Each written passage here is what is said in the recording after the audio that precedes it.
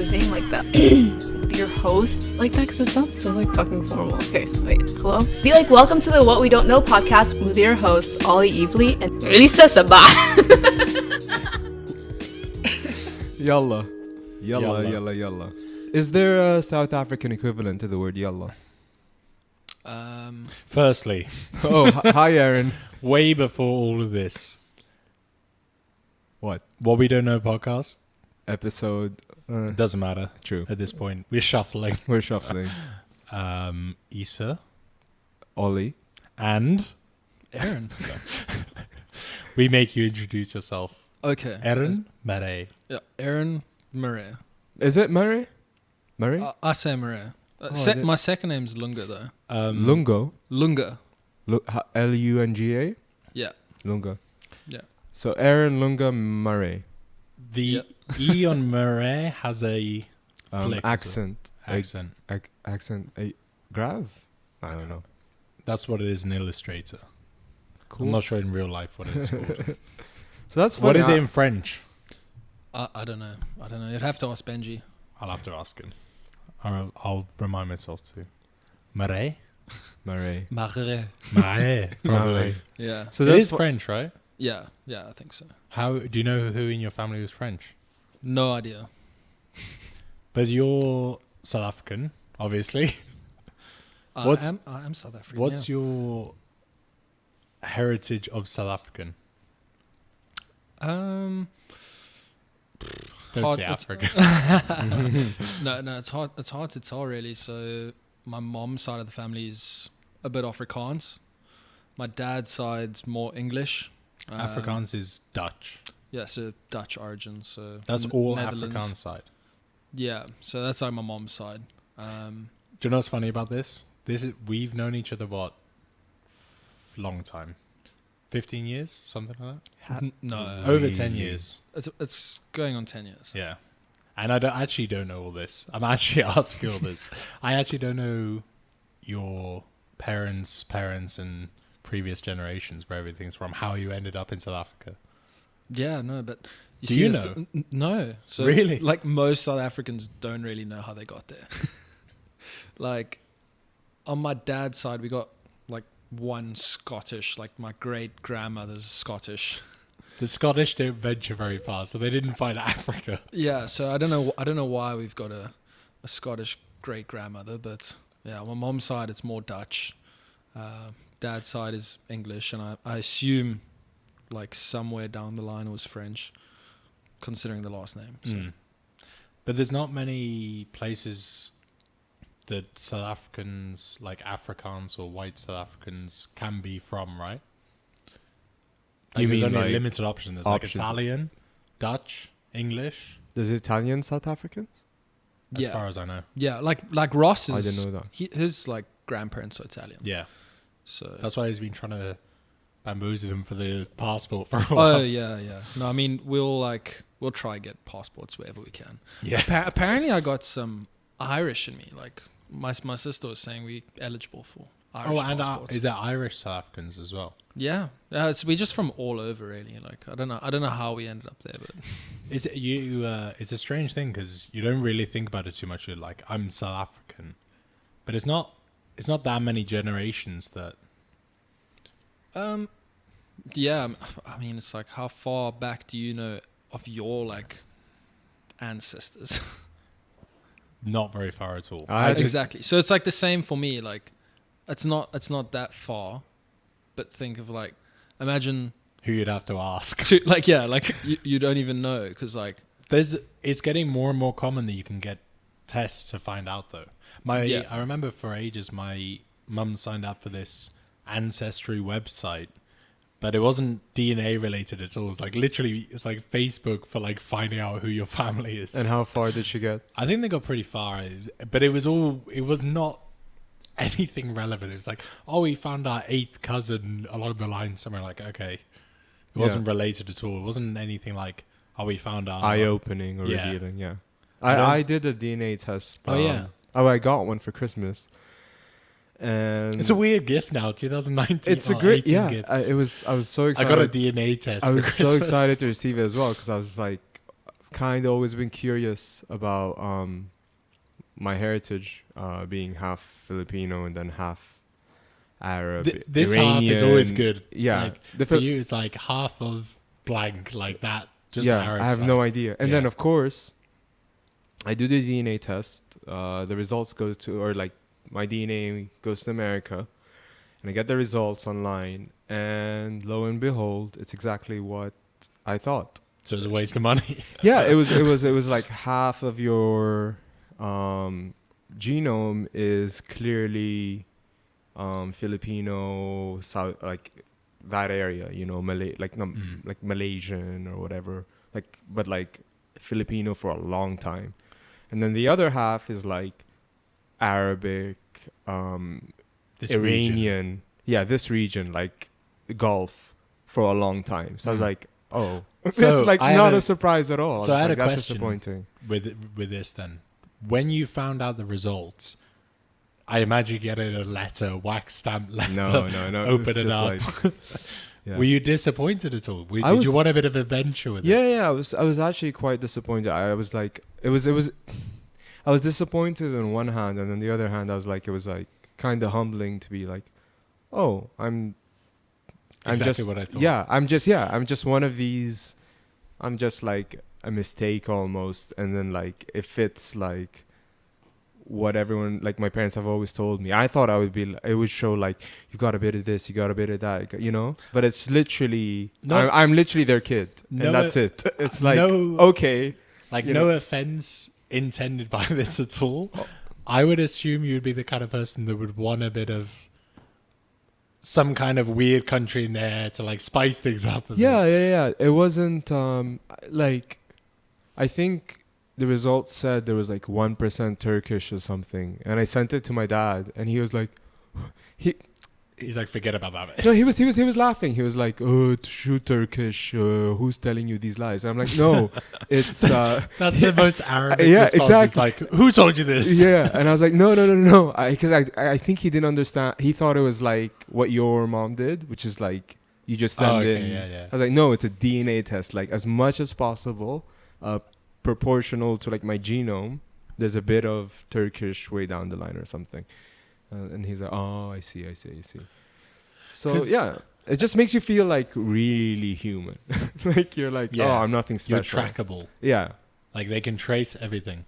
The strange thing is, if they carry on down that line of the like Facebook for ancestry, everyone would eventually link up somehow. Like if they could track it. Oh, 100%. I mean, the DNA test tracks you as far as possible. And we're talking, I think it was like 250,000 years or something of generations. And it shows that like my mom's group started in Africa and then migrated to East Asia. And my dad's group started in like northwestern Europe, Aryan or something. Or like the Indian Europe plains or something, I don't remember. And then settled finally in the Middle East. This is a good example for this podcast specifically. How crazy is that they can get that from, I presume, your blood, right? No, spit. Spit. So a lot of spit. Literally, it's a DNA test that figures all that out. The best thing about, I think it was 23andMe, that was the service that I used. I've heard of it. They explain everything, and it's like you in a very like dumb way, and you get it. Because for me, that was like what I don't know completely. Mm-hmm. Like to get that information from DNA is like, for me, something else completely. Yeah. Just rounding back to actually the South African thing, I was wondering like, how proud are South Africans to be South African? Are they like very patriarchal or like, oh, go SA? Because I don't know.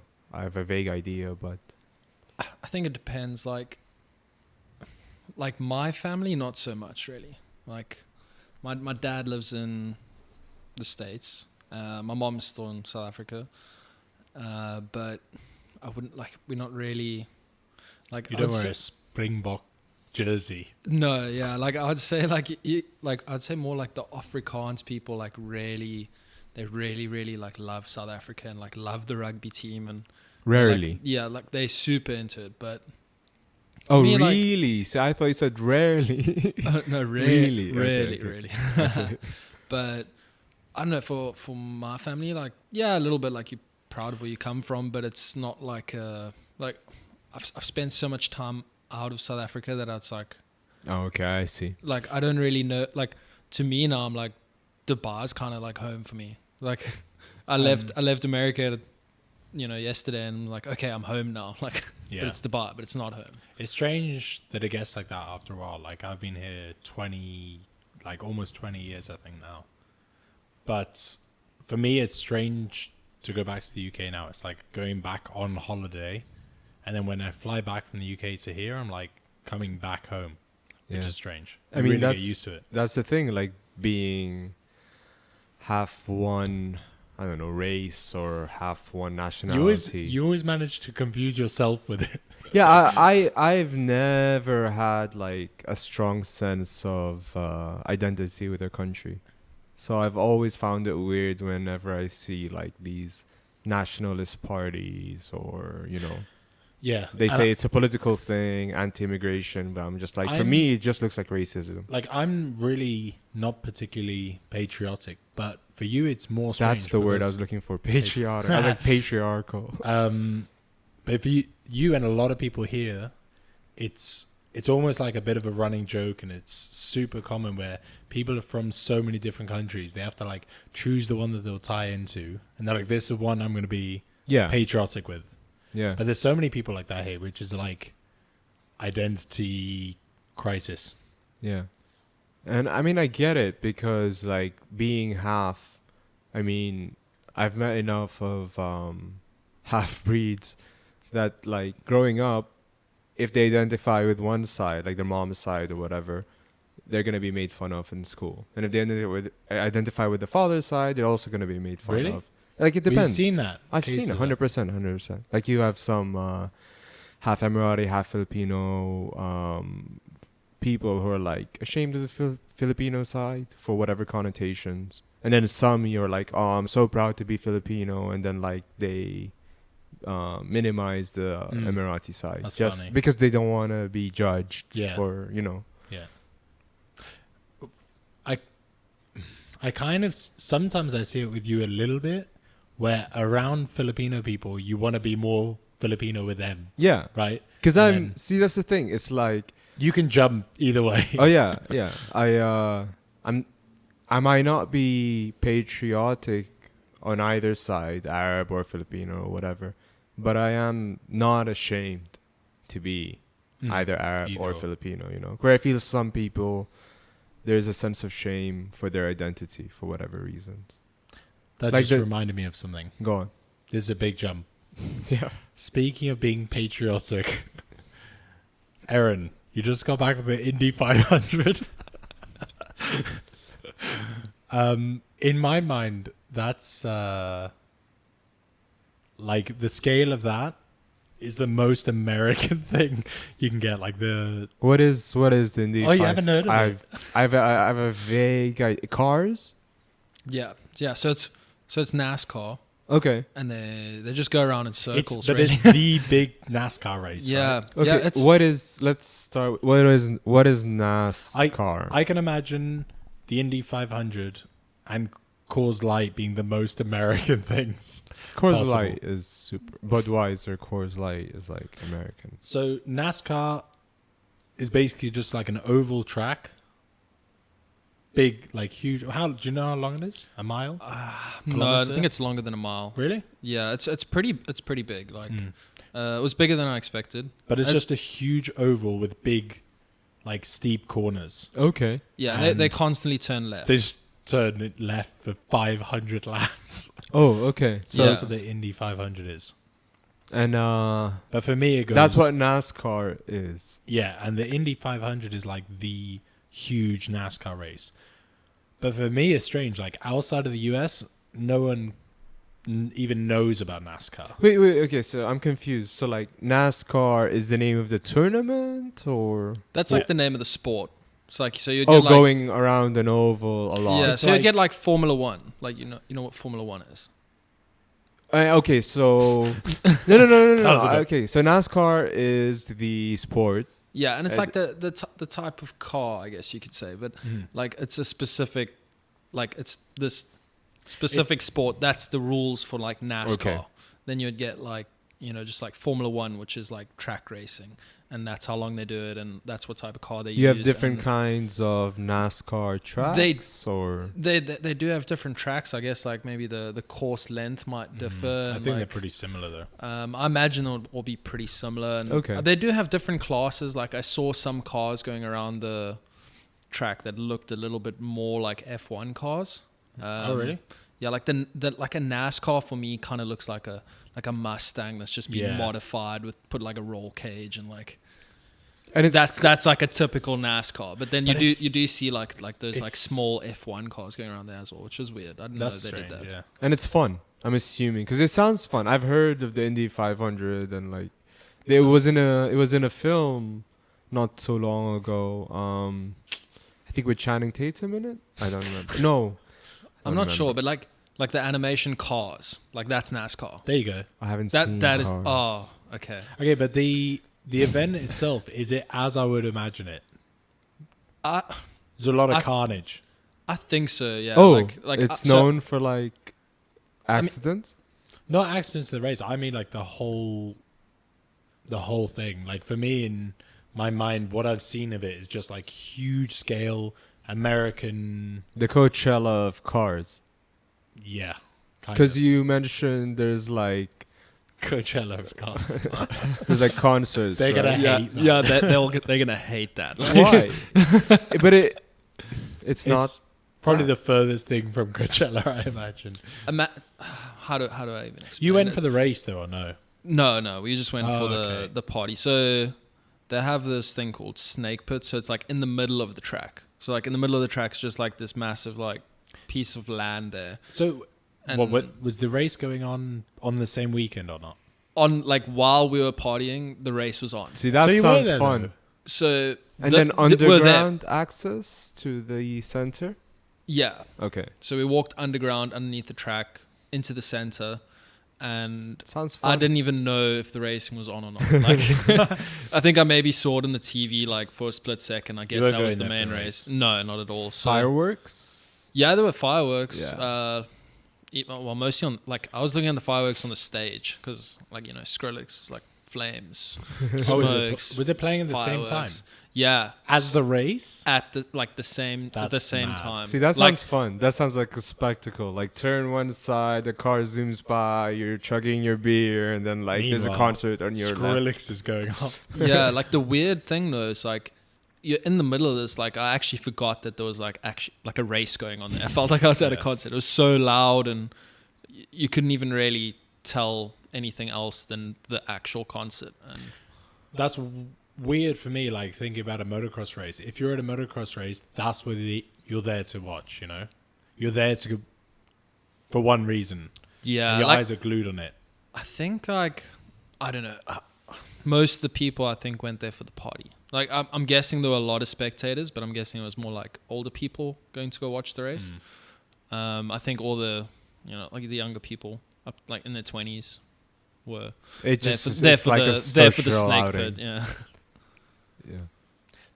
Yeah, I think that's just the I mean, idea. I would like to go. Honestly, I would. Now that's all you needed to hear. Yeah, because it sounds fun. Like the idea of you in the center of this like track and like, because like we have the F1 in Abu Dhabi, right? I'm not a big fan. You never went to that. I know I've gone. I've seen the cars zoom by and stuff, but like then you have to walk and like queue to go to the concert. Like, but if you're telling me the cars could be going boo boo boo boo boo, and then the concert's right here on my right, and I'm in the middle, amazing. Like at the same time, yeah. Why waste? Like just have them both go on at the same. Like, But you're not there for the race anyway. Like, you've never watched a sporting event because you're interested to go watch, right? nah. I would have liked to see the tennis stuff, I guess, but that's it. Football doesn't appeal. I saw a hockey match once, and that was fun in the U.S. Hockey match, so you call it? I think so. Hockey game.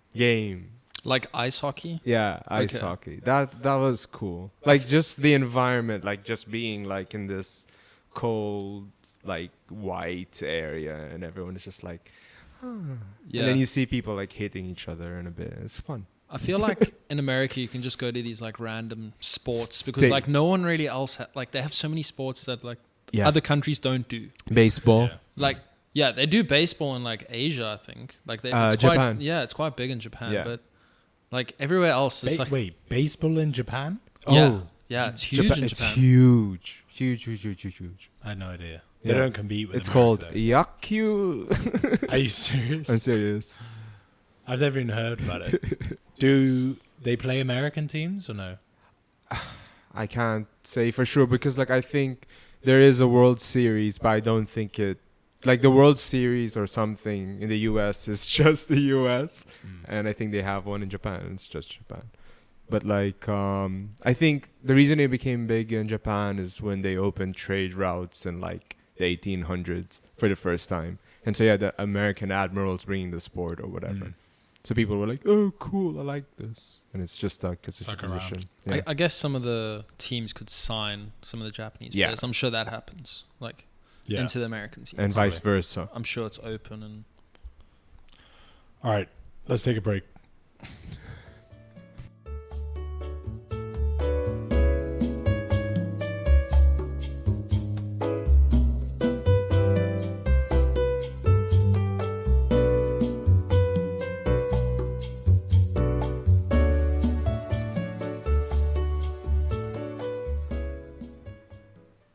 and we're back, I suppose. Perfect. That was very enthusiastic. Yeah. Sorry about that. What were we talking about? American sports, like Go on. I feel like they just make stuff up. Like I love that Like, you jump look- back into it. lacrosse. Like Yo. where did they get that from? Probably not America. Lacrosse doesn't sound. But- Where else American. do they play that sport? We played it in school, right? I don't know. I know. No, I don't know anything about lacrosse. You didn't join in on sports much in school. Nah. Nah. Not at Yeah, all. lacrosse is. It's actually super weird. You have to. It's basically Quidditch on ground. It's Yeah. actually Quidditch. They Oh, just it they looks- just don't it have looks like it. brooms. Yeah. Yeah, you have a stick in Quidditch, right? Well, the broom stick. But how do you catch the? It's like playing field hockey, but except you get to run around with the ball. hit people and throw the ball through the air. Oh, it's the one with the sticks. Yeah. And some Yeah. people have nets. They all have nets. Oh, okay. You have a Yeah, stick it's with like a net on the end, and you like launch the ball at people. It's field hockey, but you're running around with the ball. Yeah, It's exactly the same. Either of you ever played it? yeah. Okay. No, never. I've played hockey though, not ice hockey. Hockey is. It looks hard. Yeah, it's super dangerous as well. Really. Yeah, that ball comes like flying at you. Which is why lacrosse is so dangerous, because people hit each other with sticks and launch the ball. Yeah, at each other. they can like it's like rugby hockey. Yeah, pretty much. Yeah, But and it's not. American football. I don't Like get no one sports. else really plays football. This is easy as hell. No. Okay. I just. What sports have you played? I'm not gonna Come on. answer that. It's so embarrassing. Swimming. No, I can't. I barely can swim. Really? Yeah. There's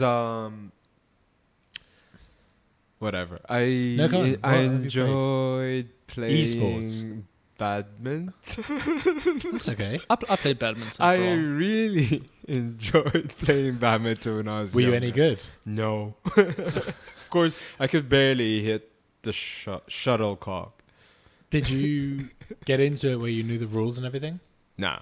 You never like played I just- competitively. No, I just like the sound it made when you hit it.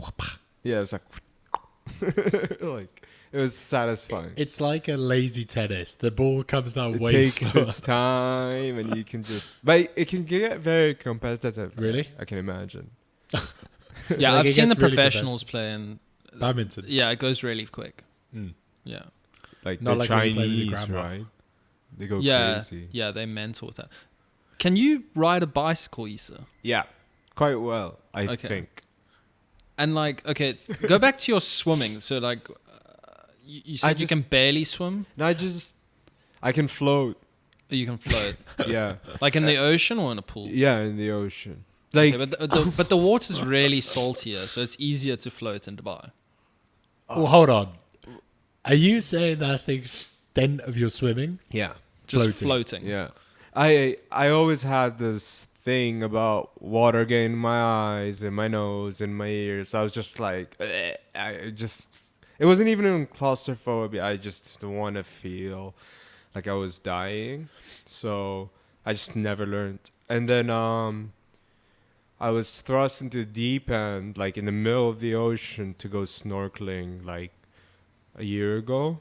And I didn't want to ruin the trip. So I just said, yeah, sure, give me fins and the snorkel, the mask, and just went. This. And I figured, like, if I die, I die. But I didn't. Give it a bash. Huh? Give it a bash. Yeah, it was good. Okay, so now, since you've been gymming a lot recently. Yeah, it's been a few weeks since, yeah. Do you think has it like motivated you to want to do any sports or not really? Oh, I used to rock climb a lot. Oh, yeah, regularly. that's a good one. That was the thing I used to do, like, maybe even twice a week for like 2 or 3 years. Yeah. Yeah. But it was like, I was too young to actually get into it properly, or I wasn't pushed enough, or I didn't push myself, and my instructors didn't push me enough either. You went a different route of sports. Huh? You went like in a different route of sports. What do you mean? Like most people in school will be like, you get forced to play football. I joined our school because of the rock climbing wall. Oh yeah. Which we never even got to use. No.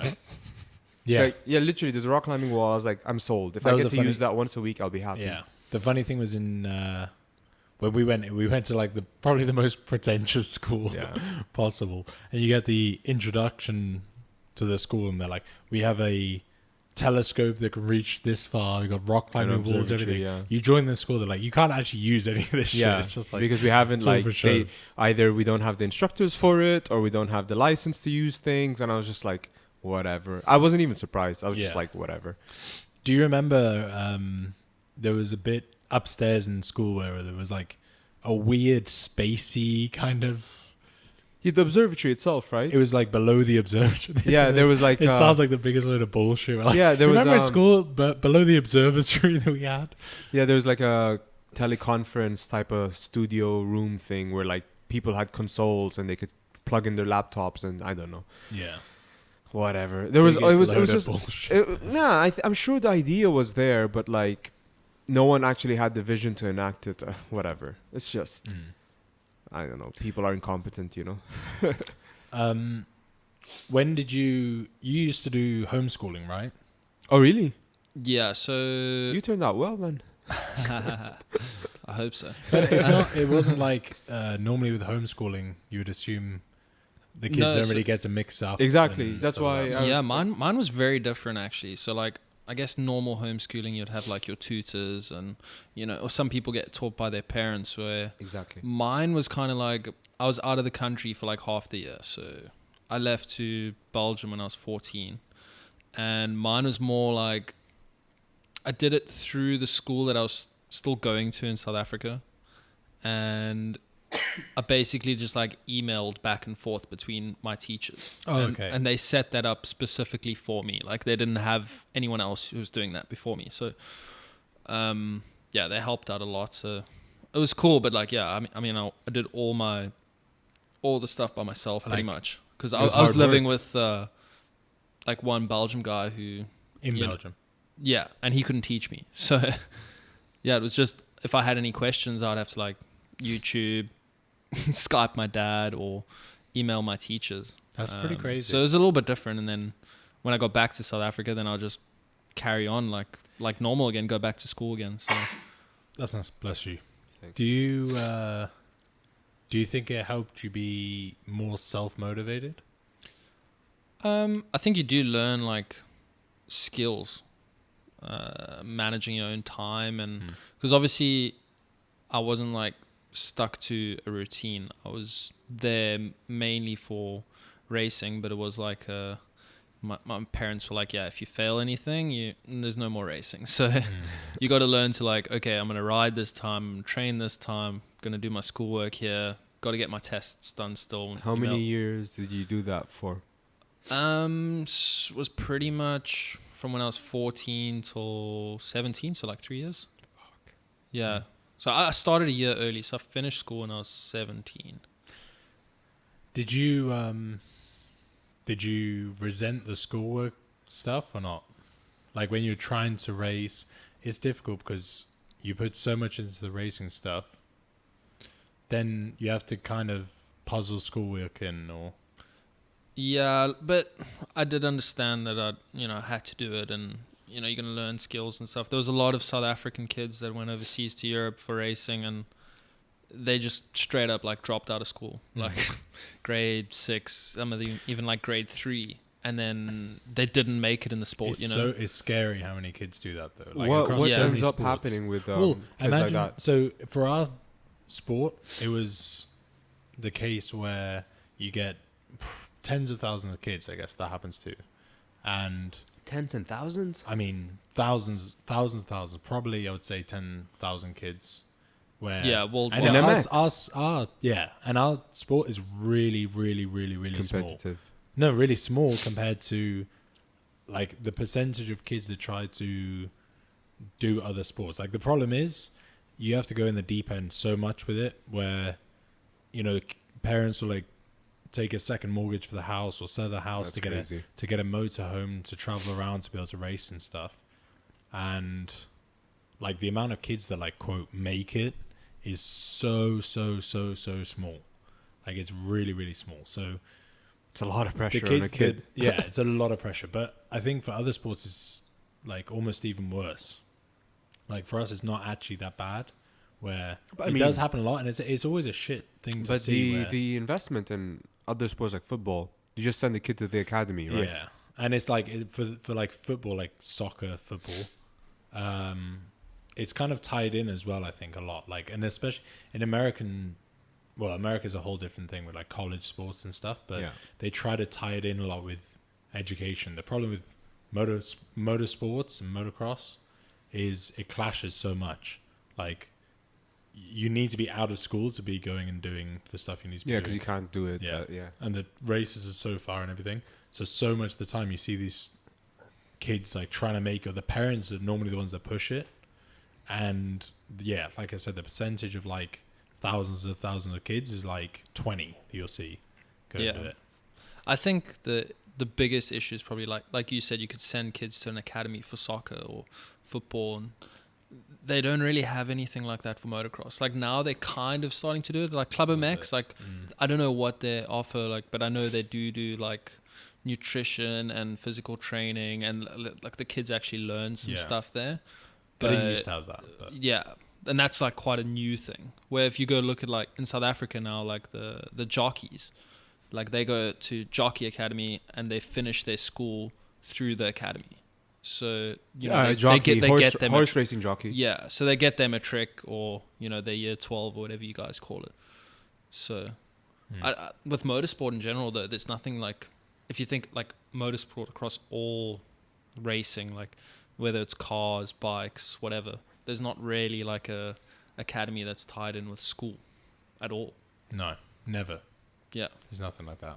It does feel like, from the little I do notice, or from the little I've been exposed through, for example, Ollie, that the community of motorsports is very tight. So it feels like there's a lot of support between families, or like for example, like I would assume, I'm just, this is like a fantasy or an imagination I have, like let's say the son of one family has been trying for a while and doesn't make it or whatever.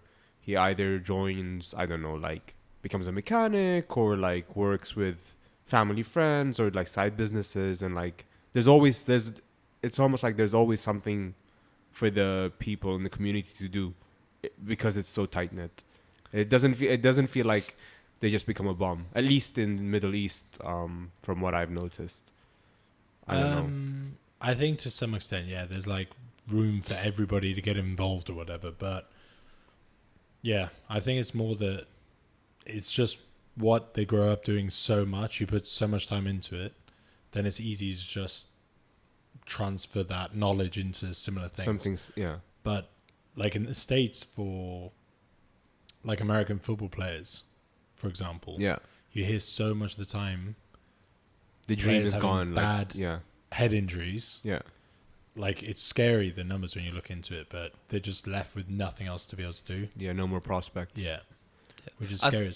I think it's worse for like people coming from outside countries like South Africa, Australia, or New Zealand, where they go Really far off. Yeah, we go to like America or Europe to make it in Yeah. sport, and you obviously like make some contacts there, but then if you're gonna fall back into that, like become a mechanic or something like you said, it's very difficult then to become a mechanic in Europe. Yeah. 'Cause home for you is back in Australia or back in South Africa, and like with most kids that went to Europe from South Africa, they ended up back in South Africa, and obviously you grew up racing there, but there's very less stuff to fall back on, and they kind of, I think they're more going to like trades or just like you say, like family businesses if they're fortunate enough. So Exactly. But like the fact that you said if they're fortunate enough makes it almost feel like not dark, but it's like it sounds like that It would is be a bit, though. it's like their last resort almost. It is a bit like that. I mean, you throw everything into it, and it is like, that is a last resort, I And suppose. okay, here's the other thing that I've always kind of noticed, but I guess I've never actually brought up. How many of the kids actually, like, how many of the kids were raised in it is one thing versus, or like, how many of the kids are actually passionate about what they do and not because their parents are passionate, if that makes any sense. It feels like there's a lot, like, in America, there's this general perception of like stage moms, and they raise their daughters to become like beauty pageants or like pageant queens or whatever. There's a scary amount of those in motocross, And especially. Even in like all motorsports. I think all sports actually. But And it's, I would assume it's the dad who pushes it usually more than the mom, or like the mom also lives a bit of her. Like her mums get passion. involved, right? Yeah. Sometimes moms get involved. I would say in general it's probably the dad, but Yeah. But I think it's hard to kind of differentiate between it sometimes. Like Between the mom and you, dad you always element? love Oh, the okay, sport, yeah. but like sometimes, like you say, the parents just push you so hard that Yeah. it actually ends up not being fun. Like if you fighting with your parents and stuff, and like for me, like it kind of was like that a little bit when I was younger, and then my dad kind of like took a step back and he was like, "Look, I'm not going to shout at you or fight with you. If you're doing this, you're doing it for yourself." If you're doing bad, he's like, I'll give you my opinion, but I'm not going to like argue with. Like he's like, this is what I think you should be doing. Like take it or leave it. Like that's my advice. So. Do you do any examples come into your head of like a situation where there was a disagreement on what? Are we talking about technique or? I think everybody has that though, right? Like all kids growing up trying to take it somewhat seriously. There's so many things in my mind I have like disagreements, disputes, but you talk to everybody and it's pretty much across the board. Universal. Like, And it's with that, I'm curious, was it technique, or was it like balancing a personal life versus actual like career life? Or I think most of the time it's more just like work ethic. effort. Yeah. Yeah, effort, Okay. work ethic, maybe a little bit of technique, but okay, so it's mostly like, are you serious about this or not? yeah, it's more Okay. like, are you serious about it? And if you go out and race, sometimes you just, I don't know, it's like you don't, it's not that you're trying not to put like 100% in, I did, but see, it maybe comes across that way. Okay, so I've never actually been to one of the races. Sorry, I should have been, because Ollie's invited me a few times. Have you not been? No, I think Oh, right. I think after all of these talks in a serious nature, I'd like to go. Really, next time there's an option. But anyways, that's beside the point. One thing I did notice though is that it does feel like people do give their all as much, at least in the races I've noticed here, and not firsthand, but like, super like from a distance of someone who's not even, I wouldn't say not interested, but like who's not involved with the sport. It does feel like it's super buddy. So like, okay, we're all racing, and I know Ollie, for example, is super competitive, but it feels like we're just having fun doing our thing, and then like whoever places, and it's like, okay, Yeah.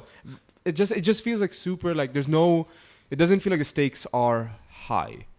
Yeah, like here is very laid back. I mean, Okay. because And that's a regional thing. Yeah, you're not gonna make it as like a professional racing here. Like it's impossible. Besides some people we know, but that's besides the point. Like if you're gonna go do motocross somewhere, you have to be America or Okay. Europe, maybe like England a little bit. So what's the thing here in the UAE then, or at least regionally? Why does it exist? I'm curious. Like what? I mean, just people use it as training, or I mean, the most of the guys that are racing are what would you say, like 50% South African? Probably. It's about Yeah. 50% South African, and they all have like backgrounds of racing back home in South Africa, and so they're like basically having they're throwing competitions for But themselves. the pretty much, yeah. Okay. Like that's what it is, really. I mean, for some people, like like when Sam was here, I guess it was kind of like another opportunity for him to, like he was getting like free bikes, got a job at KTM, so he was earning money and racing and being able to train to like hone to his craft. Yeah, Yeah. continue doing what he wanted to do. Where, for instance, like the same thing for me when I was back in South Africa before I moved back here. Like I didn't have a bike there, so I couldn't ride or practice or pursue anything, just because I think there's a lot of opportunities here that you don't really get anywhere else. Yeah. And it's made as easy as possible for you, almost like you giving them bike, everything's paid for, so you can kind of just crack on with it. And I understand. So it feels like a good place to work on whatever you need to work on. Everyone uses it for different reasons. The percentage of people taking it really seriously here isn't particularly high, though. I mean, in your mind, it's like all the people that are gonna go race are like super serious. They have to go and win and stuff. But 95%, like across the world, are just gonna go. Okay, so have fun and stuff. I'm gonna pat myself on the shoulder and be like, okay, that was a good observation, man. I get 1 point for Yeah, that. I get 1 point. Okay, Aaron. Question for you. Go for it. You went from South Africa to...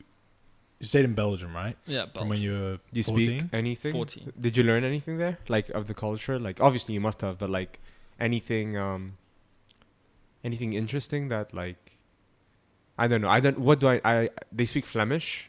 Yeah, right? they speak Flemish. So Afrikaans is actually it comes from Dutch. So Dutch and Flemish is not so different, really. And you speak Afrikaans. And I speak Afrikaans. So yeah, it helped. So you could. Yeah, in South Africa, it was like a compulsory second language, so you had to learn cool. Afrikaans. So It helped I when- didn't go there like not understanding anything and like looking at the signs on the road signs and being like, what is this? That would probably be... So, yeah, that would be a bigger culture shock going to Europe. And then, I mean, that was the first time you moved out of South Africa, obviously. Yeah. Moved from South Africa to And who were you with there? I was there with a guy called Dirk, and he used to have like a bunch of riders staying with him. And, Okay. I think it was just like a bunch of parents kind of paid him, and he took them to all the races, and made sure the bikes were good, and just, like he was a mechanic. He used to be a mechanic on the World Championship circuit, so he had a lot of contacts. And Sounds cool, to be honest. Was the culture shock coming to Dubai afterwards was a lot bigger, right? Like the first time you came out here, where you're like, "What is going on?"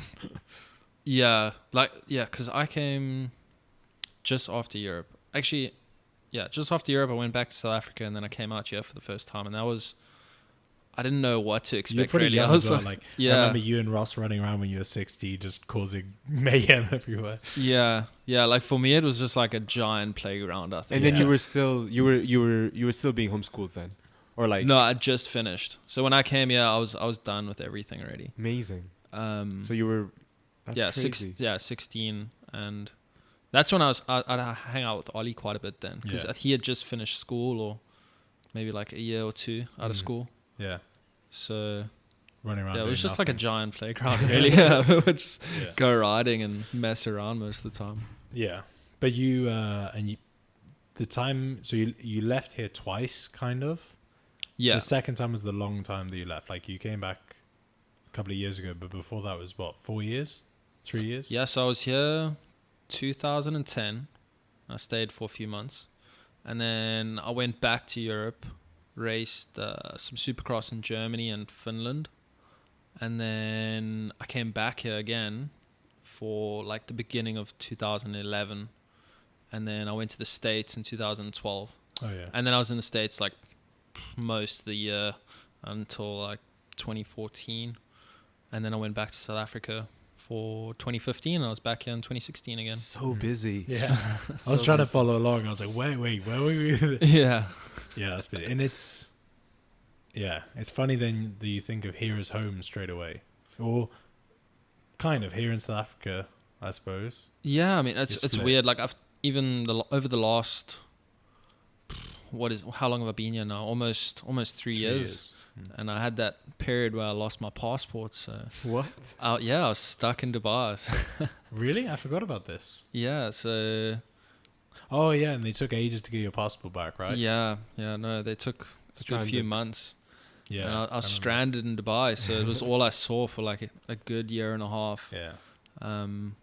So like since I've moved here, in the last 3 years, I've only spent maybe 3-4 weeks in South Africa. I've spent quite a bit of time in the States though. I have a question for both of you, I guess. And I don't know if it's something you guys have thought about much, but let's say this is an alternate universe and you guys weren't pushed or nudged towards motor sports. What fields or what interests do you think you both would have cultivated or been interested in pursuing, career-wise, or even interests or hobbies, or like, could you imagine what your lives would have been like if like motorsports wasn't a thing in your families or in your field of view? Like, just putting it out there, I'm curious.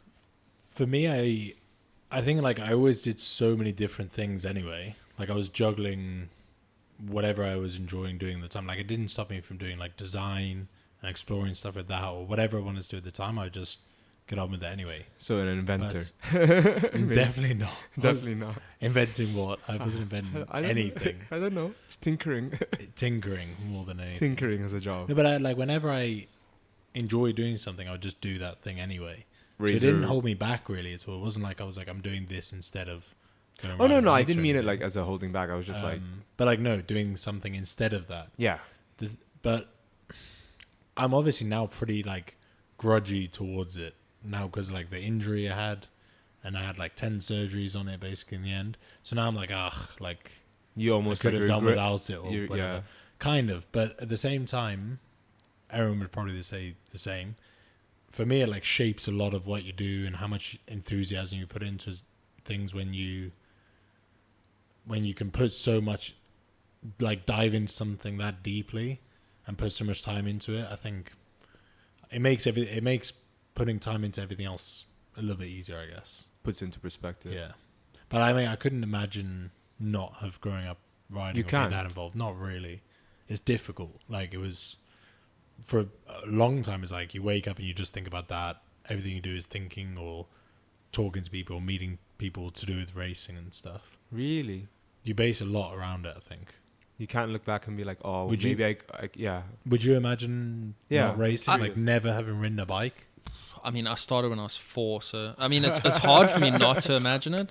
But I mean, I'd say like for me, 14 was like the pivotal. That's when I decided, okay, that's what I'm doing, because from then like I dedicated all my time to that. So, but if I think about what I was doing before that, like obviously I was still like just like a normal kid, like doing other sports, and I think alternate world, alternate universe. Alternate universe. I think I'd still be doing something like sports related. I was always working towards pro though.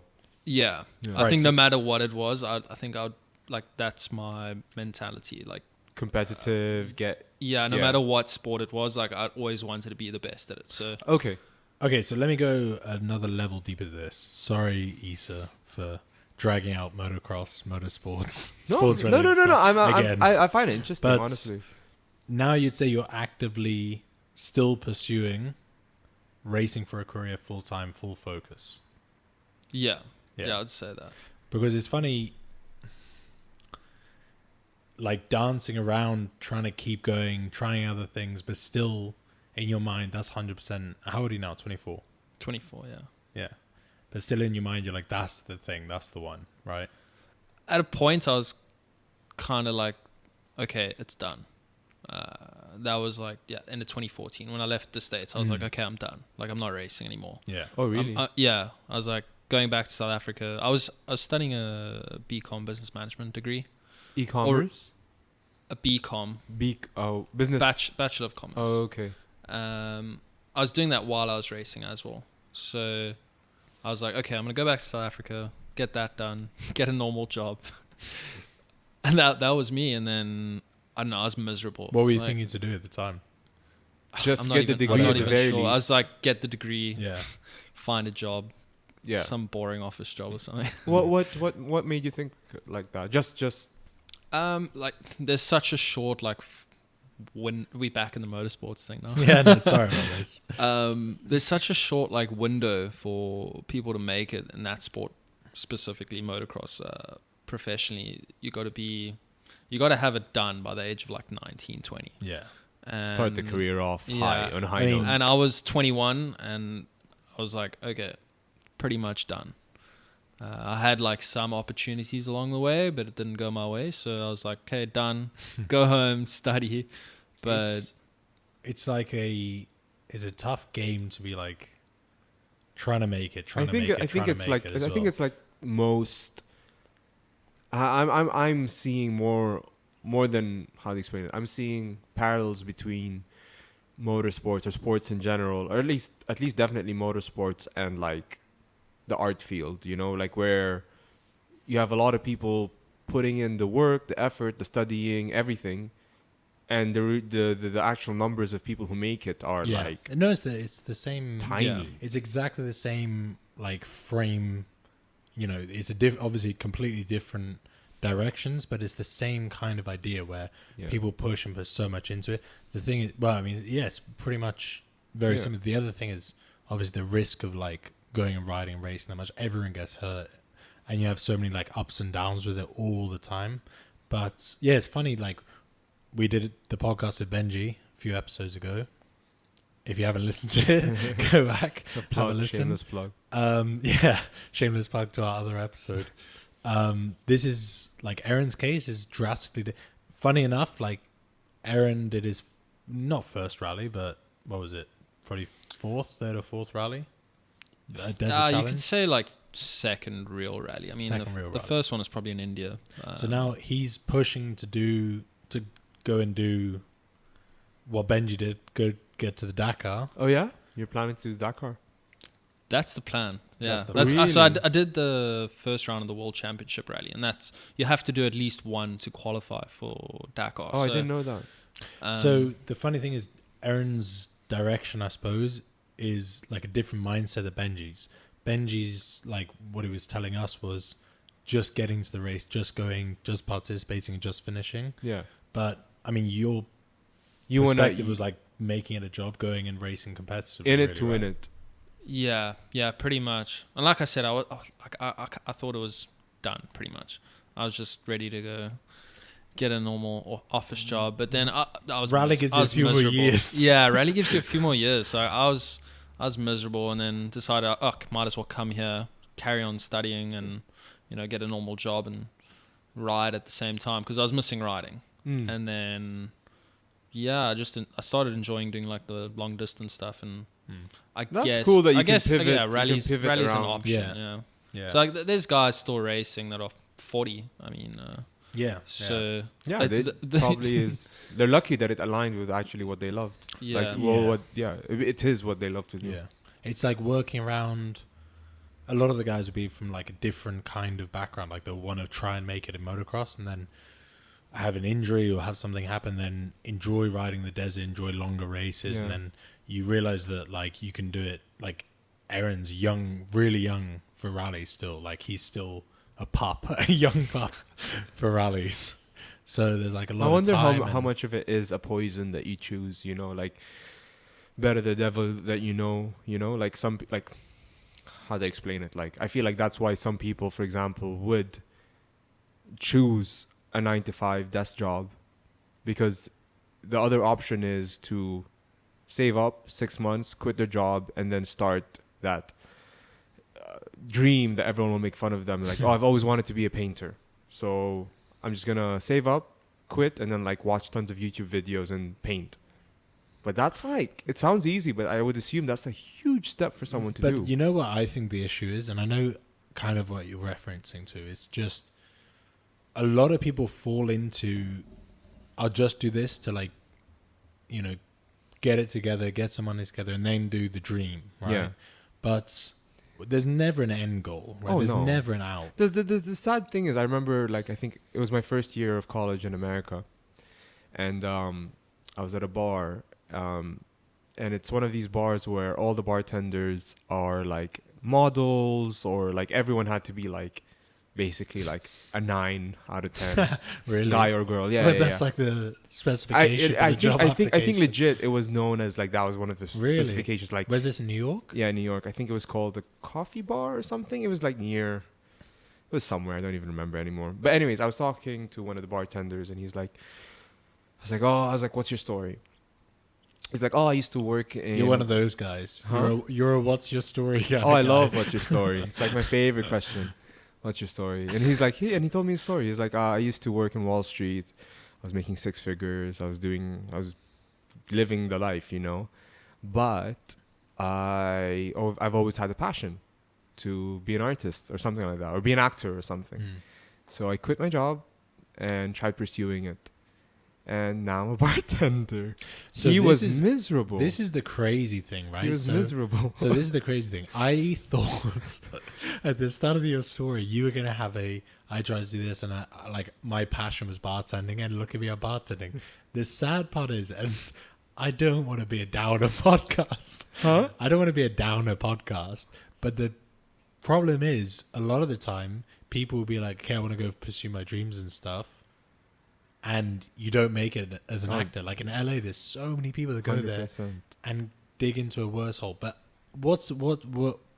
which direction do you go? Do you stay in a job that you hate, steady, plod along, you like work towards a pension, work towards retirement, and just hate it for a long period of time and just deal with mediocre?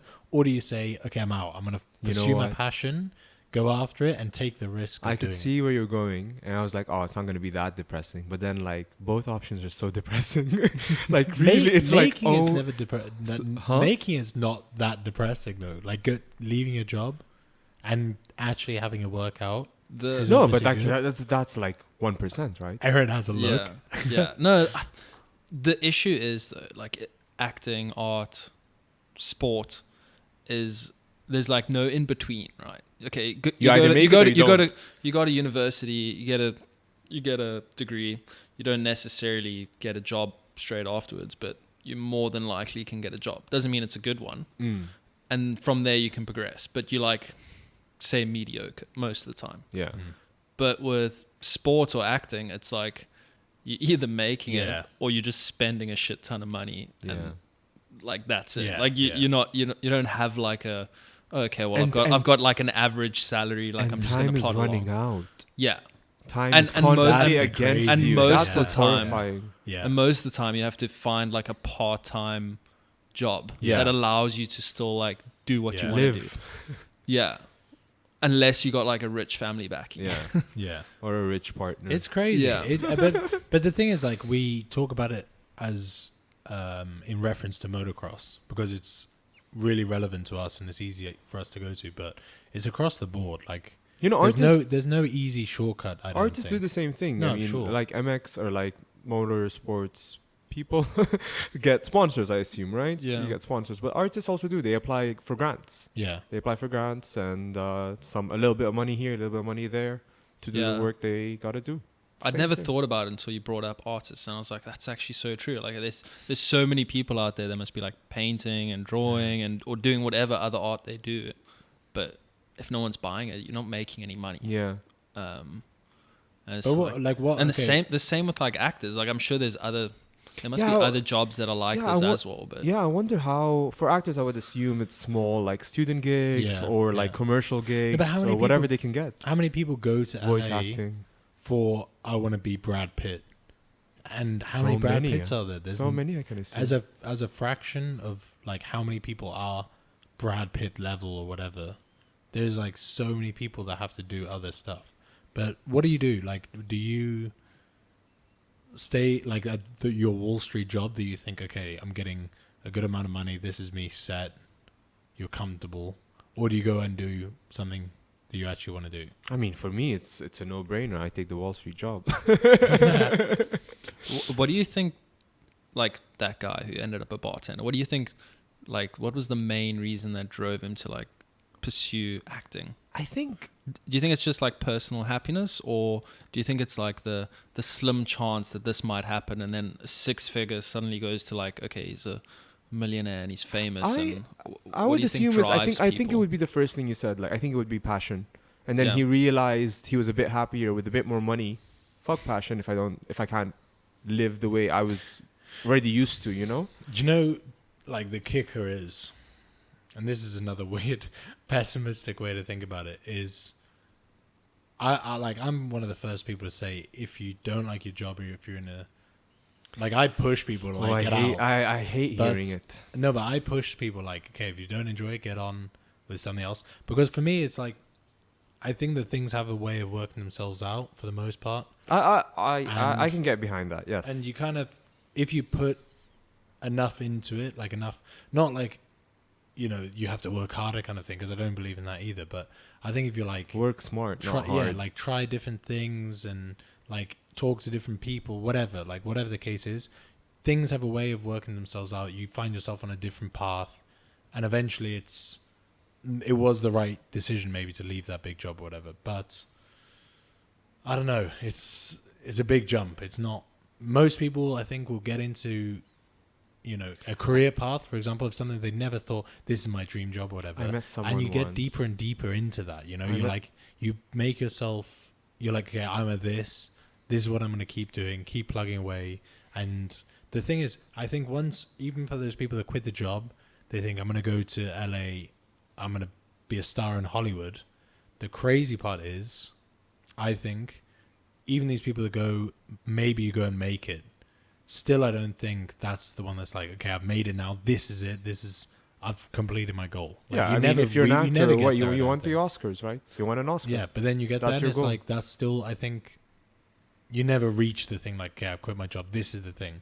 It's like all part of a journey that you're on. If you have an ever-shifting goal, I feel like you're setting yourself up for disaster. But if you have like an achievable goal, you achieve it, and then you go on to the next thing. That's a good way of approaching things, I think.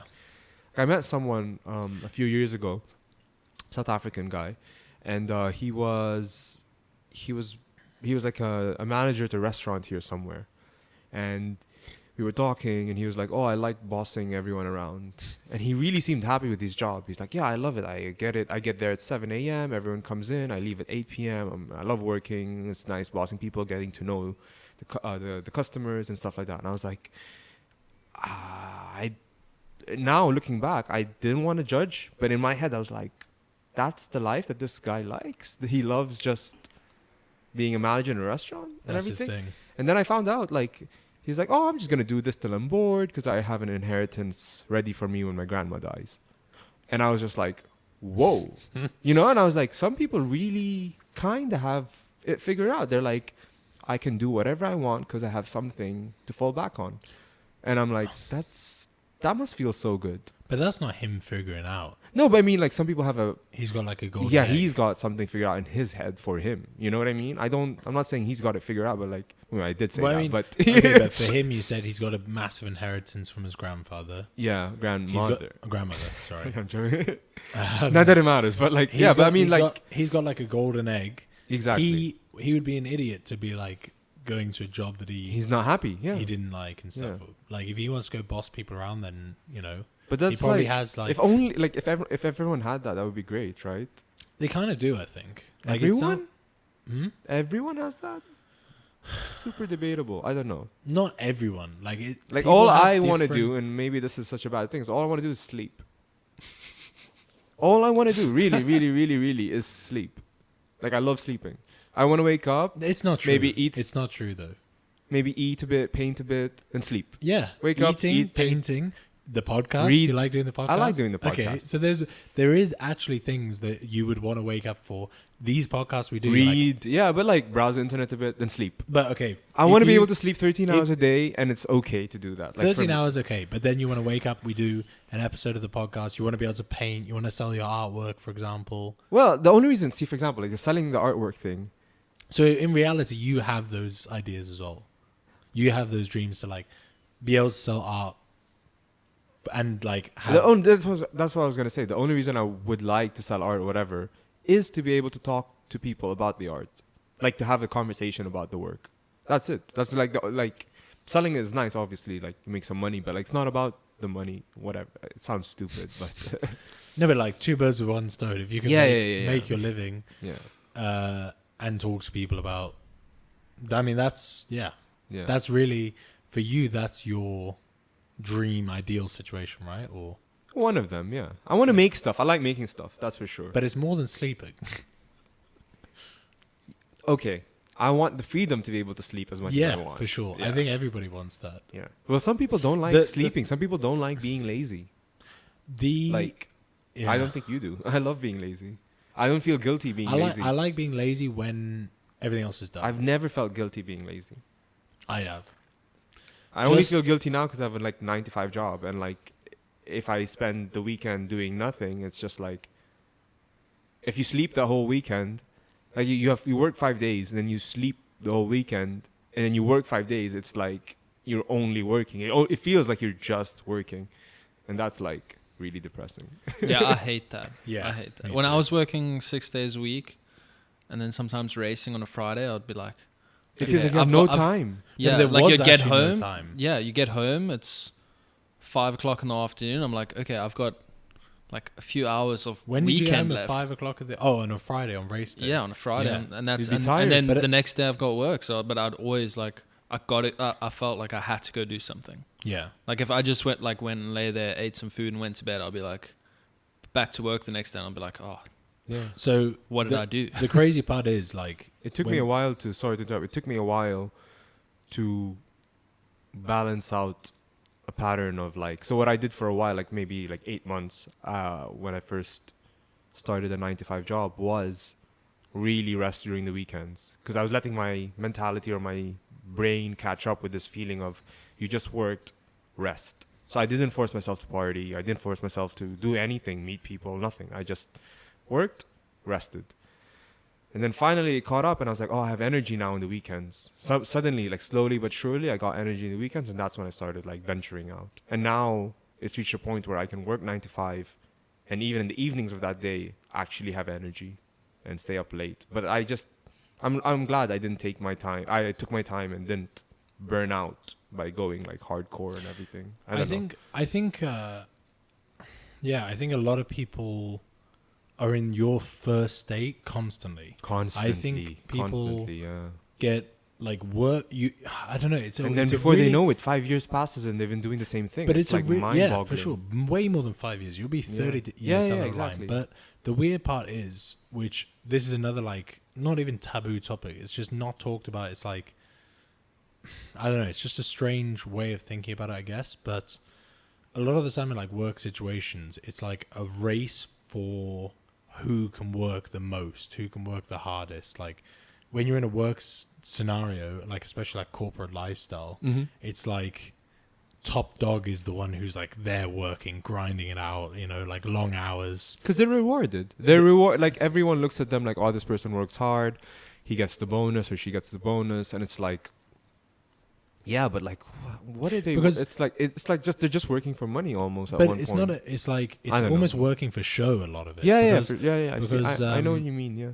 Yeah, I thought about this for a while. Like, I've done both. I've done office jobs, like 9 to 5 jobs, and doing my own thing. And I always go back to the same thing where when you go and sit in an office and you get there at 9 o'clock, you go and like have your morning coffee, go through the routine. How many hours a day? Like, it's just, I think it's almost virtually impossible to be like effectively working, constantly efficiently productive the whole day. And like I'm like, when I'm doing my own thing, I can squeeze things in, batch things together, and there's not as much waste. When you're time. responsible like, when you're to working, yourself, you work more. Yeah. You mean you get more actual work done. Yeah, but a lot Yeah. of it is just fluff. I think like a Yeah. lot when you're working in an office, like the boss is going to be in. I have to be here to Yeah. make him. I have to see look like it. I'm working. Yeah, See, that's the thing. Like I've tried to, how to explain it. Like, for me, integrity is important. Like for me personally, like I like knowing, as much as possible, I'm honest to myself, and so I try to maintain productivity and everything. I try to get things done in a clever way. I try to help the company. I try to help myself. I'm like super idealistic as much as possible. like a good worker ant. Yeah, huh? You're a good worker ant. You're like, do the job, Yeah, do your yeah, bit.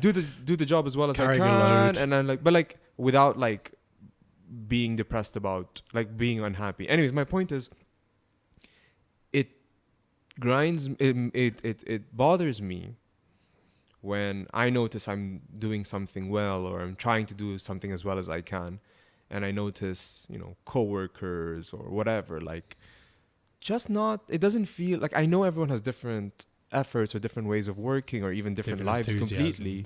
Yeah, or different enthusiasm levels. But the work speaks for itself, right? Usually you have a job description, job position, and then the work speaks for itself. So you could see it's like, what is going on? Like, what is happening? Like, what? Why are they not putting what you're putting in? Yeah, Or it's not even a comparison thing. It's like the system that we have now, like everyone has now in most corporate structures, it needs to be restructured constantly. For sure, definitely. Constantly restructured. Definitely. But I feel like people are too complacent or too. Yeah. They're like, this has been working But for the last 200 years. So we should this just is stick my to it. drastic way of thinking again. But for me, I think there's going to be there has to be a big shift. It's gonna give out. think. It's gonna give out. Like I'm telling you, I think 20 years. yeah, This can't exist anymore. The structure of how things work at the moment, and you do see, for me, I see a lot more people working in an alternative lifestyle. Whatever it Exactly. is. Yeah. Make their own But, hours yeah, and work from yeah. home and Yeah, and that it makes makes more sense. sense. Yeah, it makes for more sure. sense. Yeah. But something still, it's too. At the moment, it's too boxy. I think something has to give along the way, but it takes time as well. It takes a long time. We need to go back to the Renaissance model of things where they would have these rich aristocrats and they would get favorites, and then they would they would sponsor them, and not because they're a brand. They'd sponsor them because they're like, I like your face and I like your hobby. Here's some money. You know what I mean? It's like, I don't want anything from you, but paint me a pretty flower once in a while, or go ride in the dunes. I'm glad you don't make the decisions. Oh my god, if I made a decision, It'd just be carnage. Let's go back to the 1800s. Well, the Renaissance era. Let's go back to that. I hope Issa wins the lotto and he's like, Aaron, I like your face. Just go ride dirt bikes. I'm trying to pay you Sweet. for your face. That's your sponsorship. I think most people are working 9 to 5s. They get you get your objective, right? This is what you have to do for this month, and this is what you have to do for the next month. And it's most of the time it's pretty achievable. And I think people put minimum effort to achieve that if they're not going to get instant gratification out of achieving this goal. Yeah. If you're working for yourself and you're okay, if I do this job, I make this much money. Yeah. And if that's the gratification you're looking for, money wise, you'll try to do that as much as you can, unless you're a lazy person. But most of the time you're okay, sweet, the harder I work, the more I get. But if you're working for a big corporate company, and I think when I was working 9 to 5, I put so much effort in for a good amount of time, and nothing came back. And nothing came back. So I was kind of it's disappointing. Such a bad feeling. It's a terrible feeling, I think. And because you feel like you think how long, how much effort do you have to put in, and how long is this before effort? something changes? Not to get too overly motivational or anything, but for me, I'm you for a while were grinding it out, right? You were 7 days a week, pretty much. With racing, it was 7 days a week, full days. You had no time to yourself. Maybe a Friday night you could do something, I guess. Yeah, maybe a Friday if I was lucky. For me, in the summer, off season. So we go back to the same thing of do you want to do your own thing? Do you want to follow the dream? Do you want to like chase the thing that you're doing?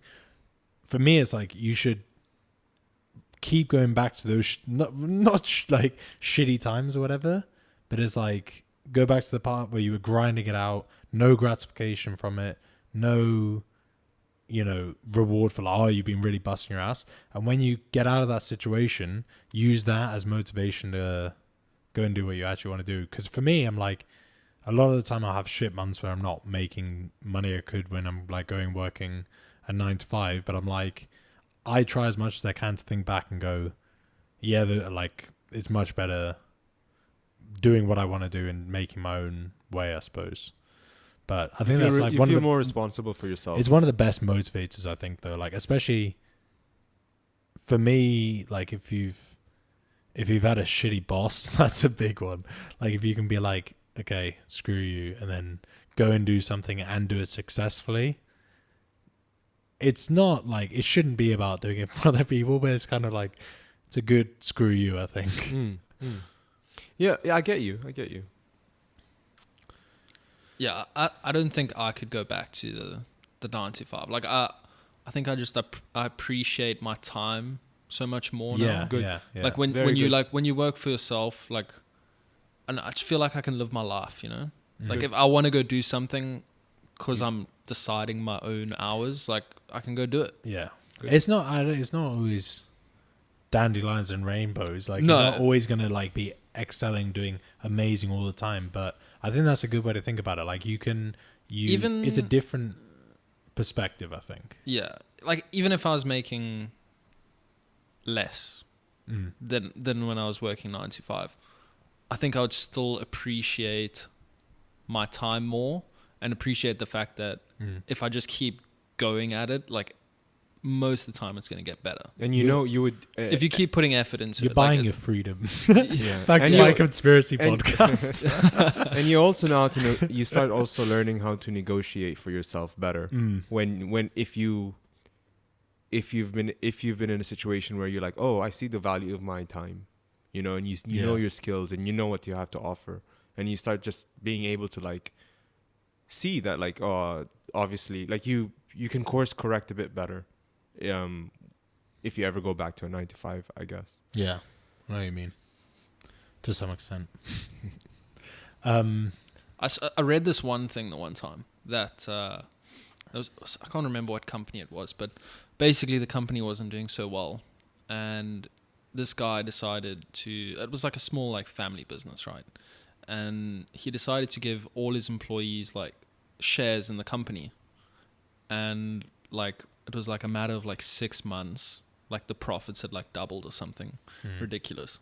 Yeah. And I think that's just like because like people feel like, okay, like I actually have something now. Yeah, they're not alienated from their work. Yeah, they know that, okay, I've got shares in something. Like there's like a value. If I work harder, this company does better. Like I'm gonna get something back from it. Yeah, like, I think people just want like gratification. I think if you recognition or recognition, all of that stuff like, is important. Yeah. What we were saying before, with models having to be changed to keep up with the times and things like that. I think also like we're obviously now most like big corporations or most corporate jobs or whatever are they're structured in the same way that they would have been like 50 years ago or whatever.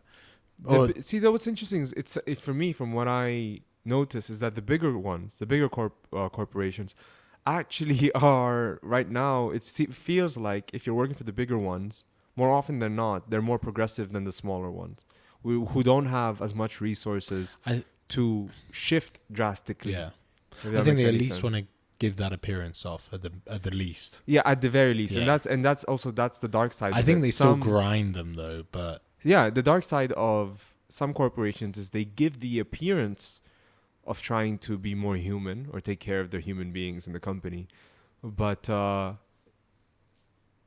what actually happens is the people under, they're like, oh, this initiative is nice, but now they expect me to always be able to work from home. Well, that's so you're doing freelance hours, but you're not getting freelance benefits of choosing the hours, if that makes any sense. So like you're working from home, but you're always working from home. I think that's more likely the case. Like, yeah. I know someone that works for one of the big corporations who are very progressive, but they still grind. Like they do crazy hours. I feel like for me, speaking personally, I feel like there's a.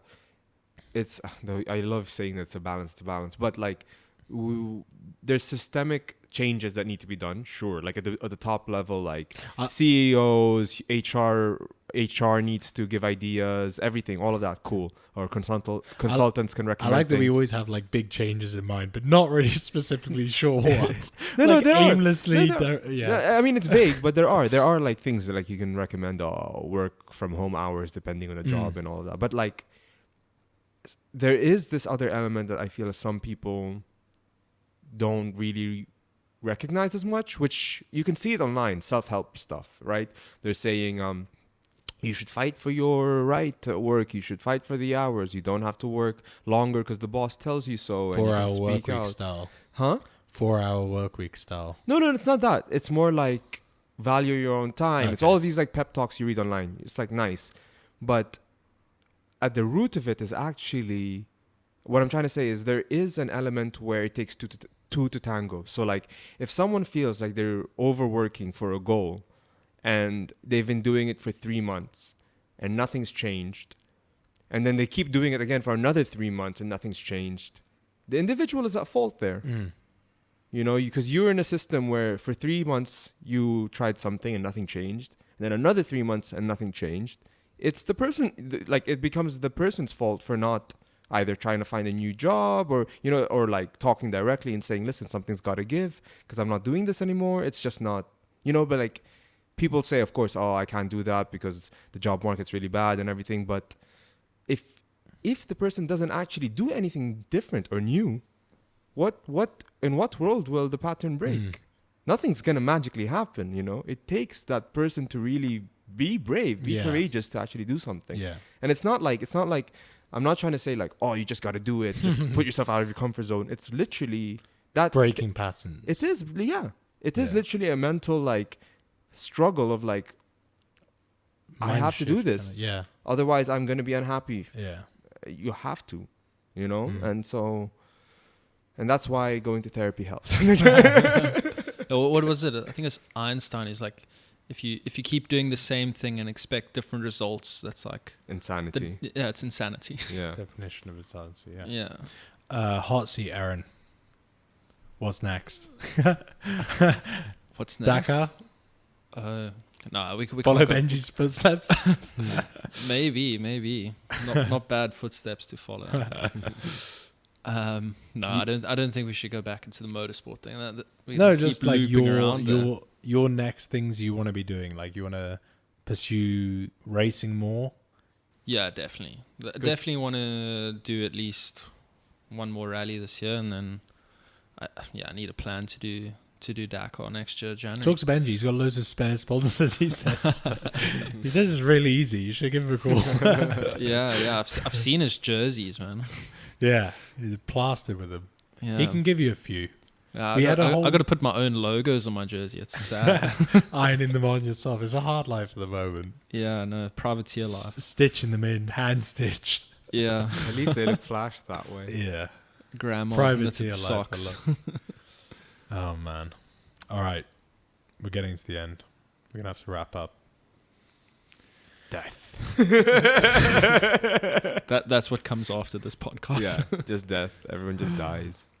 Isa always has, when it gets to like either the start of the podcast or the end, Isa has like some what do you call it? Like an overarching death theme towards it. The very first episode started with your life in ruins. Oh, God. Life is suffering though.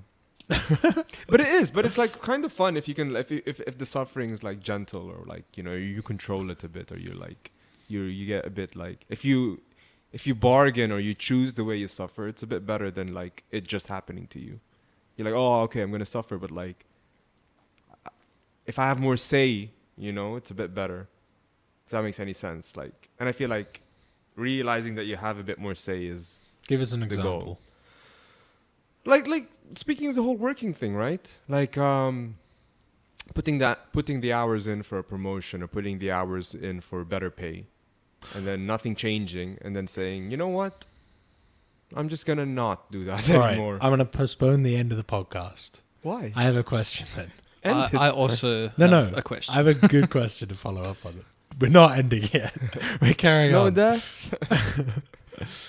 You said like you have to. Basically, your mentality is you have to Really get into the mud. Get into the mud. juggle and like play with the suffering. Yeah, right? for sure. You don't think there's a point that you can get to where you're like, there's no suffering. This is optimum bliss. Nah. There's no, because happiness, there's no such thing. There's no such thing as happiness? There's no, there isn't. Because happiness is like not, I don't think it's like we can say happiness is serotonin hits and stuff. And then every time you have a serotonin thing, you have a balance where it gets depleted, right? Like if we say it's just neurochemistry, that's cool. One day maybe we will have a pill that, or like a virtual reality thing or whatever consciousness thing where it keeps injecting the happiness feeling. Nice. But right now, happiness is once in a while. So it's like you can get it once in a while, but like if you don't actually understand the other side of like being down, your happiness means nothing. And that's just like, for me, common sense. You know, it's but like it's exactly what you said. It's like getting into the struggle because like Aaron said earlier, you had those people in the company, right? Suddenly, he's not been paying attention. He thinks you've been Benji the whole time. I think you've been Benji the whole time. That guy, yeah, that's Benji. You can. Oh, it's Tim. No, because like those people in the company, for example, they worked harder because they had the better stake in the company. That's a bit of suffering right there, but then they felt like, that extra hard work feels like it pays off more. Do you not think you can get to the point then when you have these you refer to as like a serotonin boost, happiness spark? Do you not think when you have the opposite of that, you can like, I guess that's what you're saying then, right? You're saying you can manage the expectations, you can like deal with situations better. I think it's really like, it's like that locus of control thing we're talking about. It's like it really comes, instead of letting the world act on you, you really go, you say, you know what, if I'm in jail right now, that's my fault. Do you remember what you were going to say? Or did you lose it? No, I think I got it. It's not really like a question, maybe more like a statement, I guess. Is like, what do you think then? If you, like, what I understand is like, okay, we work for money so you can live, right? So that's the fact of the things right now. Yeah, it's like an exchange value. There's no other way really, unless you're gonna become like some jungle person. Or you join a commune. You know what I mean? Like there's alternative ways, right? But like they're really out there, really radical. Yeah. All right, where were you going? We'll get into cults before we keep going. Exactly. It would. It's like we would end up with the other side. Tell me about these cults. Where'd I find them? So I mean, like I've heard of them, right? Like you literally, all the people work together. They have a common idea. Like literally a commune. So you have people there who like only want to read and do yoga. So what they do in the spare time is everyone agrees they're gonna work 3 days a week, farm, or whatever they're farming, and sell it to the outer world. Are you describing a commune or a cult? Commune cult. Same. No different. Because like they all have the same. A cult is about what? The cult comes from the word culture, right? So they all have the same culture. They all have the same ideas behind them, and that's what makes a cult, more or less. Not mentioning the cult leader. I nominate me for a cult leader. Anyways, no, but like, so there are other ways outside of money. But that's like the whole communism thing, right? Versus capitalism. Right now, everyone almost is subscribed to the capitalist model, whether they want to or not. Yeah. I think, like, I guess people just like want to search for like the purpose of life. Like, I think finding meaning is really, I feel if people paid more attention to finding meaning, but things would go for Isn't better. Chasing money to be able to live and all that stuff clouding this? Yes. You like miss the it sounds heavy, but like the purpose of life thing. All this stuff is like clouding your way on the way to this purpose of life thing. Like you're trying to weed through clouds of making money or whatever the other, like there's things that build up in front of you. Yeah, it's like a death sentence, really. Yeah, it's like it's like you're born, you go to school, you have to get a job, and you have to work, and then eventually you get to retire, and you then miss you the get, point. and then you get to live that like And 20 years of your apparently life. Yeah. If cancer doesn't get you first, or an Yeah. accident, or if nothing ruins your retirement, or Exactly. if you don't lose your money saved up in a market crash. You know So what? there's a lot of things. You know, I wanted this podcast to be more positive than what you guys make it out to be. So I'm going to say the opposite. I think you can get to the point where you're like, screw money, I'm good. This is and I'm on the right track. I feel like more young people need to start looking for the meaning stuff earlier on. Not wait till they're 35 and they're having a midlife crisis and that's when they look for meaning. I feel like if you start doing it young, maybe by the time you're 35, you're like, oh, I'm kind of actually enjoying things. You know what? I think you're right, because it sounds wishy-washy and it sounds like a hippie way of looking at it. But I think the journey of looking for that or whatever, as soon as you start looking for that, or like you get off the track, the journey is the thing that I think you should appreciate. After a while, you look back and you think, oh, those are the good times doing this or whatever. Yeah, for sure. But you never think like the boxy times where you're not on the beaten track. I feel like because of fear and stuff, people stick to the boxy stuff. They're like, wait, if I go out of this box, what the fuck could happen to me? Yeah. Well, this is I was stuck in that box. So this is interesting. This is what I'll wrap up on this. I'm having the last point. My brother told me this, and it like kind of stuck with me. It was some kind of shift that I was going through, like from a business. Well, I can't remember what it was exactly, but he was like, "What's the worst thing that can happen?" And you keep digging and trying to. I was like, "This was my worst thing that can happen." He's like, "No, it's not. You could have something worse than that, something worse than that." And really, when I got to the bottom of like what the worst thing is that could happen, like, for me, it wasn't ever that bad. The worst thing, like, I'm obviously fortunate that I can like, worst case, my parents are always like going to be supportive and stuff. So Inshallah. Worst case, it's always for me the worst thing that I could put in my mind wasn't that bad. And I think when people put themselves automatically in like worst case situation, like for Erin now, for example, going and chasing your dream, like your optimum job that you can like build a lifestyle around. If you think to yourself, worst case scenario, what's going to happen? Like worst thing, it never seems that bad, right? You're like, I could crash and die. That's that is the worst thing, yeah. That's the worst thing. That's the worst thing. Yeah. Yeah. But I'll I'll have fun doing it. That's true. People say that. People say it's like dying doing what you love then. Yeah. Aside from that, you've always got friends to fall back on. Oh God, mine would be dying in my sleep. You see, the thing is, I don't know if I could join one of those cults. Like You couldn't, the things that I enjoy cost money. Yeah. And, there we go. Yeah. That for me, like specifically. There's like, no bikes in the cult. Yeah, there's no bikes in the cult, is there? It would be hard. Gasoline as well. You need an oil pump. You need a refinery. You need like for me, happiness would be like, I've got a nice house. I got a lake and a boat, and I can wakeboard. I can go ride my bike in the back, and that's me. Like I'm done. That's good. But that costs money. That costs money. So yeah, you got to get there somehow. Back in the loop. I'm down on your level now. Fine. Back in the loop. Let's wrap up. All right. Thanks for coming on. Thank you, Aaron. Thank you guys. Catch Thanks for having me again. Cheers. Bye.